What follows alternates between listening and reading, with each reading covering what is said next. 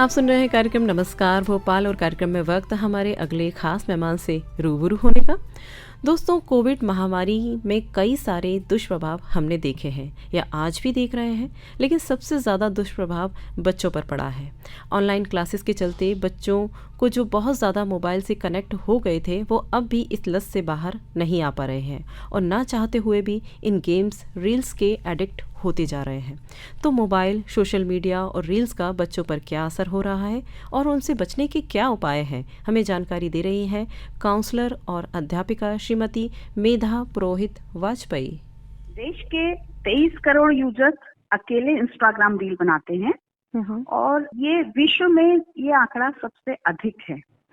और इससे भी ज्यादा दुख की बात ये है कि 12 से 15 साल के बच्चों के मस्तिष्क में सोशल मीडिया इतना ज्यादा प्रभाव डाल रहा है कि उसके मस्तिष्क की जो संरचना है उसको तक विकृत कर रहा है। जल्दी से मैं 2-3 चीजें बता रही हूँ कि जो हमें देखने में आ रहा है कि बच्चा चिड़चिड़ा हो रहा है और उसको हम कह सकते हैं कि वो साइकोलॉजिकल डिसऑर्डर है, जिसमें नर्वस सिस्टम हाइपर एक्टिव हो जाता है और उसका अपने संवेगों पर, इमोशंस पर कंट्रोल नहीं होता है।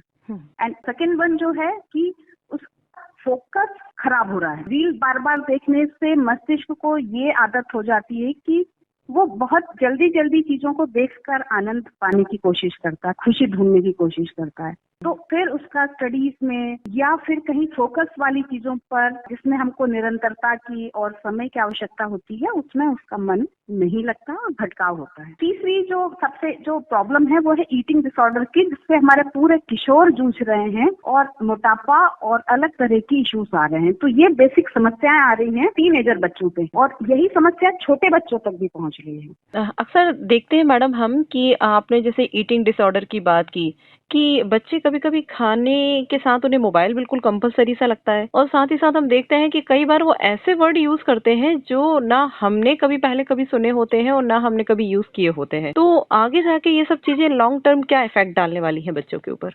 बिल्कुल शिखा जी, होता क्या है कि मोबाइल ने हमारे अंदर, हमारे परिवारों में, हमारे परवरिश में इतना ज्यादा प्रवेश कर लिया है और पिछले कुछ 10 वर्षों में जो माता पिता हैं वो भी मोबाइल एडिक्शन के इतने ज्यादा शिकार हैं कि वो अपने बच्चों को क्वालिटी टाइम नहीं दे पा रहे हैं। तो अगर मैं इसको 2 भागों में बांटना चाहूंगी, मैं इसको बांटूंगी कि 0 से 5 या 8 ईयर्स और फिर 8 ईयर से 18 ईयर्स, जो सबसे ज्यादा जिन पर हमको ध्यान देना है।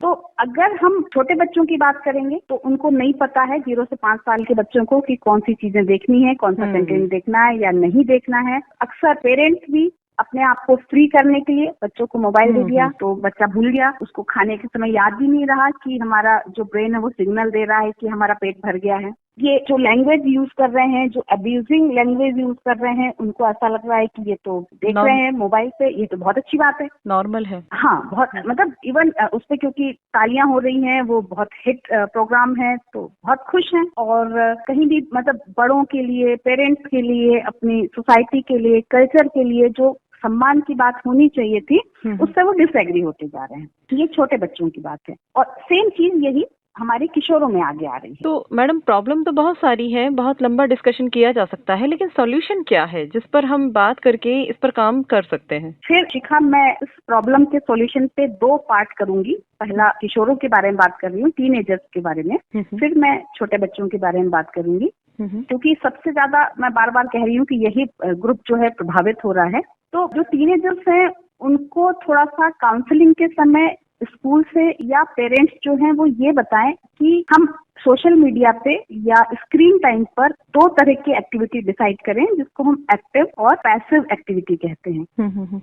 एक्टिव एक्टिविटी में वो है स्क्रीन टाइम जिससे हम कुछ सीख रहे हैं, मान लीजिए हम कोई क्लास कर रहे हैं, कुछ हम नया क्रिएटिव सीख रहे हैं या हम कोई अच्छा वीडियो बना रहे हैं जिससे सोसाइटी को फायदा होने वाला है, तो वो स्क्रीन टाइम हमारे लिए अच्छा है, क्रिएटिव है। पैसिव स्क्रीन टाइम में केवल स्क्रॉल करते हुए अलग अलग रील्स देखना है, यूट्यूब देखना है या इंस्टाग्राम देखना है, इसमें हम ना तो अपने लिए फायदा कुछ दे रहे हैं ना सोसाइटी को दे रहे हैं। और लगातार तेजी से स्क्रॉल करने से, जैसे मैंने पहले भी बताया, हमारे मस्तिष्क में विकृति बहुत तेजी से आने लगती है। सेकंड है, इसमें हमको टू डू लिस्ट बनानी है। जो हम बच्चों को सलाह देते हैं कि हम टू डू लिस्ट बनाएं और ऐसी जगह पर डिस्प्ले कर दें, टांग दें, जहां से हमको नजर आए कि हमें अभी फिलहाल 12th करना है, उसके बाद हमें ये एग्जाम क्रैक करना है, या हमारी ये हॉबी है, या हमको फाइनली हमारा जॉब है, वो हमारा ड्रीम जॉब ये है। तो जब वो लिस्ट सामने रहेगी तो शायद थोड़ा बहुत हमारा जो फोकस है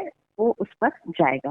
अब मैं बिल्कुल जल्दी से आ रही हूँ कि छोटे बच्चों को हमें इस एडिक्शन से बचाने के लिए पेरेंट्स को एडिक्शन से बचना होगा। उनको क्वालिटी टाइम दें, उनकी दैनिक गतिविधियों में, रूटीन में हमें इन्वॉल्व होना होगा। जैसे उनके साथ अगर हम रूम साफ कर रहे हैं या पेट्स के साथ खेल रहे हैं, तो ऐसा नहीं कि बच्चे को पेट्स के साथ खेलने दे दिया, हम मोबाइल पर रील देख रहे हैं। छोटे बच्चे मतलब 0 से 5 ईयर्स 6 ईयर्स तक, उनके जो पेरेंट्स हैं अगर वो पेंटिंग कर रहे हैं तो क्वालिटी टाइम के साथ पेरेंट्स उनके साथ रहें, ये बहुत इम्पोर्टेंट है। जी मैडम, बहुत ही महत्वपूर्ण जानकारी आज आपने हमारे श्रोताओं को, हमारे जो पेरेंट्स हैं उन तक पहुंचाई है। उम्मीद करते हैं आपकी जानकारियों पर, आपके टिप्स पर वो अमल करेंगे, और इसी उम्मीद के साथ पूरा आकाशवाणी परिवार आपको बहुत बहुत धन्यवाद अदा करता है। धन्यवाद शिखर, नमस्कार।